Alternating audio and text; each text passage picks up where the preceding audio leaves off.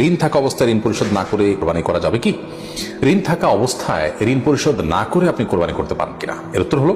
যে আপনার ঋণ দেখতে হবে কি ধরনের। আপনার ঋণটা যদি এরকম হয় যে আপনার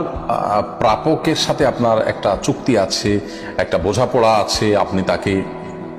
কিস্তিতে আপনার ঋণ পরিশোধ করছেন বা একটা সময় নিয়েছেন, সেই সময় আপনি পরিশোধ করবেন, এরকম সিচুয়েশন থাকলে আপনি ঋণ দিচ্ছেন, আবার আপনি কোরবানি দিচ্ছেন, আবার ঋণ পরিশোধের মতো ব্যবস্থাপনা আপনার আছে, সেদিকে আপনি ধাপে ধাপে আগাচ্ছেন, তাহলে কোনো অসুবিধা নেই। কিন্তু যদি এমন হয় যে আপনার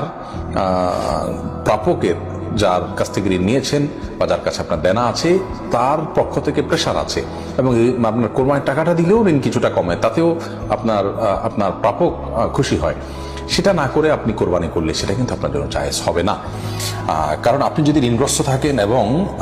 ঋণ দেওয়ার মতো কোনো টাকা না থাকে, তাহলে সেক্ষেত্রে কোরবানি নয়, আপনার জন্য ঋণ দেওয়ার গুরুত্ব অনেক বেশি। আর যেমনটা আগে বলেছি,